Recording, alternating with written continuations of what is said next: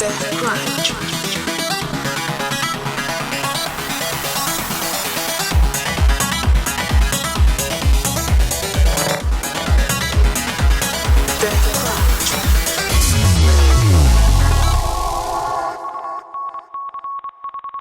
Evan was our MC for the startup marathon today.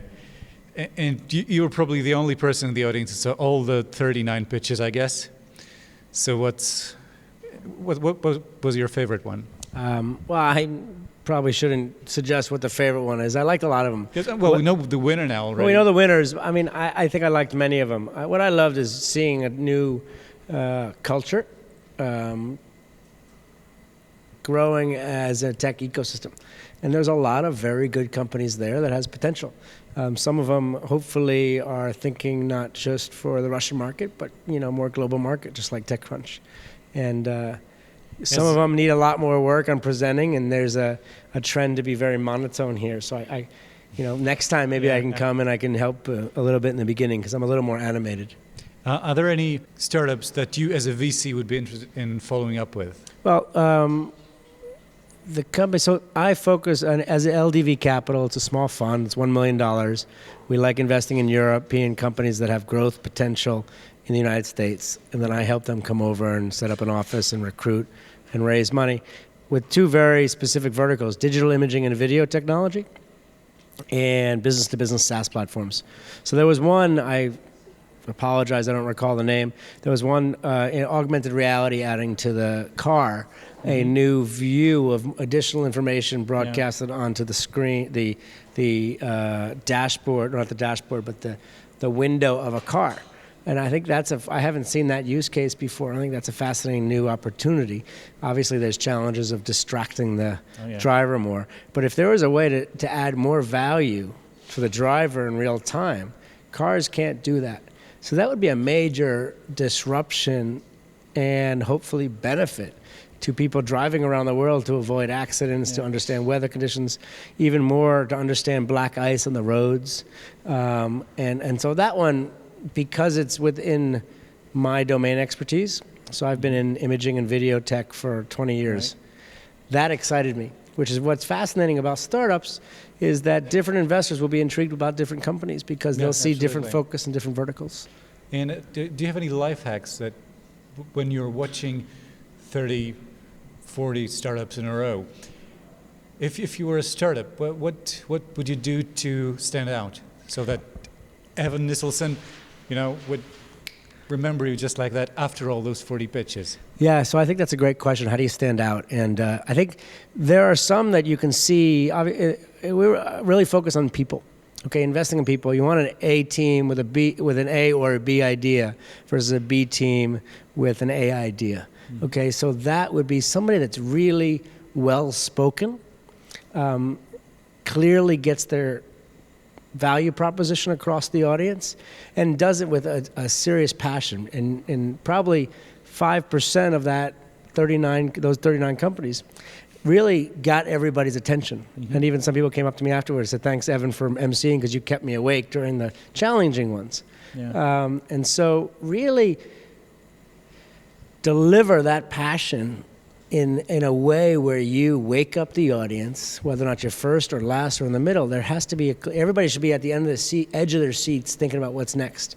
Or if they're on their phone, they should look up for whatever reasons. Partly it's visual, partly it's in the delivery of the presentation. How do you find the perfect balance, in not overdoing the delivery versus the content of the presentation?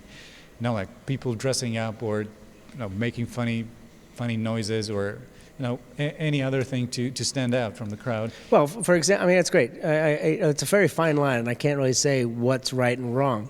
But for example, today there was one about the wolf and Red Riding. What was it again? Red Riding Hood, right? That was Life Pay. Life Pay. So the challenge there is that got everybody's attention. I also started playing with it. I'm always trying to find new ways to get attention to different startups, and if they bring that out, that's great. And then everybody was paying attention more.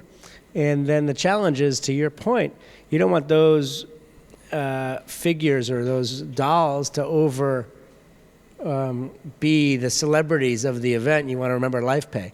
So the challenge is there. I thought that was good, but I also remembered those more than the presentation. So that would be an example of ones to be careful about.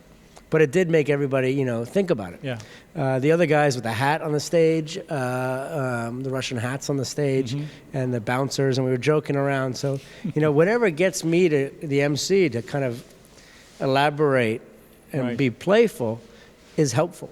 If there's no interaction back and forth, then it's difficult. And I can't avoid the language question. I know some of the teams were considering hiring external people who could speak good English to present for themselves. Do you think this is a viable option, or do you think you'd better present yourself because you can deliver it with more passion and you understand what you're actually talking about, even if your language is slightly worse? Well, that's a great question. And I think the most important thing, it's like dating. And if your first date, to get the first date, you got to get everybody intrigued to want to go to the second date. It's the same in tech companies trying to get a meeting.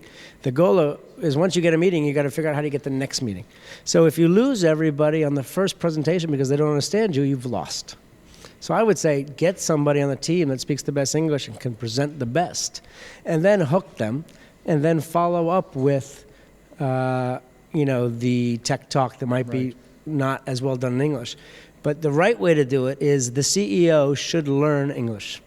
And they should spend a lot of time trying to practice English. And it's not because I wish I understood Russian, I speak Italian, I wish I understood all the languages. But the fact of the matter is these days the English is more of an international language if you're going to go international. And if an investor is going to invest, or client's going to invest in a company, or run a service of a company, buy a service of a company, they're also going to want to be able to feel comfortable they can communicate with the people at the company. Right. So I think it's really an important thing that somebody on the team should have that skill. Did, in your experience, did today and during your previous MC stunts at different events, did you see any particular differences between international American or other European entrepreneurs and Russian entrepreneurs? Yeah, there's a lot of differences between all the different cultures. I mean, just this trip, I'm on the road for 17 days, 6 countries. I was at Demo Day at Tech Peaks in northern Italy. Wow. And then I went to Kiev to be at Startup Adventure. And I was a keynote and speaking there. And I was a keynote and speaking, interviewing at Tech Peaks. And now here. And tomorrow night I leave for Le Web.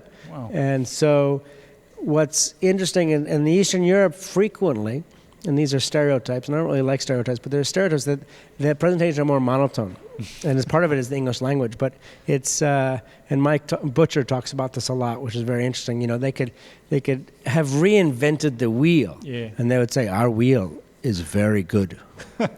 Okay?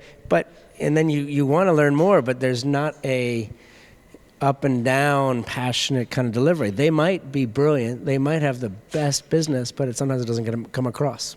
In the U.S., these days, there's more of a give a show. Don't have the show, what's the right way to say it? Don't have the show be more showy than the actual data. Don't avoid the data. But the best thing is to deliver a story that we all connect with. And sometimes challenging for Eastern European companies that I've seen at least is for the international market to really understand what they're delivering if it's not a story. You know what one of my Russian VC friends said when we asked him which companies you invest in, he said, I prefer to invest in Russian companies. Why is that? Because when American startups pitch to me, they all pitch so great that it's hard to see whether the company behind the pitch is worth anything, because the pitch is too good to see what the real substance is. I mean, I think that's interesting, but for me, a pitch is only to get the second meeting. So I need to hear enough to get intrigued to want to go follow up with them. We had a couple examples, and while I'm emceeing, I try to elaborate on that. One of the judges to one of the companies said, hey, this is great. I would pay for this. And the guy said, thank you. And the response that I think is appropriate, he said, great, can I get your contact information because it costs this and I'd like to follow up with you. Yeah. And walk up stage and get that. And that is then part of the interaction. And so you can't make a decision on a presentation. It's going to be many follow-ups that could happen in a 48-hour period and you make a decision very quickly, or it could happen over weeks. What was the fastest deal you've made as a VC? I think a couple days. And then sometimes, retrospectively, there's other companies that I get to know for months and months and months, and I don't feel comfortable about it.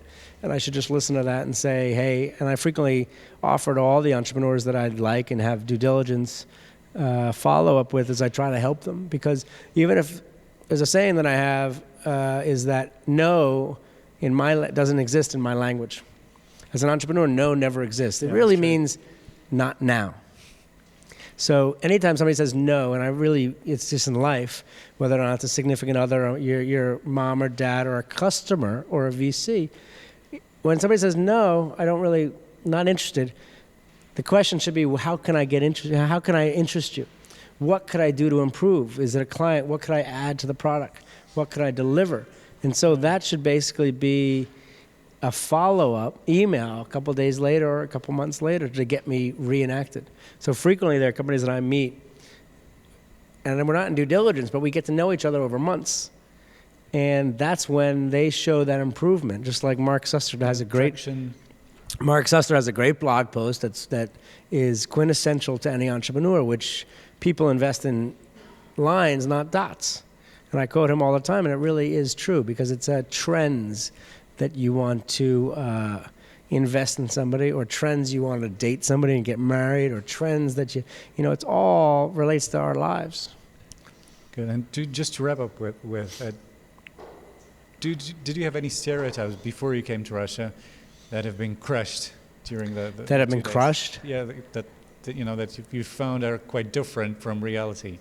Like bears, vodka. No, I try not to have too many expectations, and actually, for good or for bad, I usually don't research a ton to make sure I'm fully up. I like to come and experience from the people, and I don't go to museums. I might walk around Red Square or the Kremlin area, but what I like to do is hang out with the people, have drinks or coffee, and interact with them, and that's where I make my conclusions. If I come with a preconceived notion, yeah, sure, there's.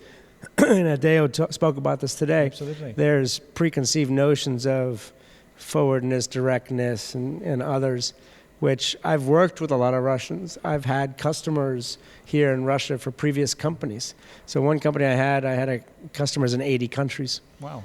Okay, so I'm already very accustomed to the different... Have you been to Russia before? No, this is the first time, finally. My background, ancestors is Russian and Polish. And so I'm very happy to finally be here. The visa is a little challenging, and I'd like to come more often. And opportunities like this was perfect. So I'm honored and pleased that Mike Butcher and Edward from Kite Ventures invited me in Digital October. So it's a very interesting show. Okay, great. Now I won't hold you here anymore. So it's okay. We can go and hang out. We can definitely go and hang out. Thank you very much. Thanks a lot. TechCrunch.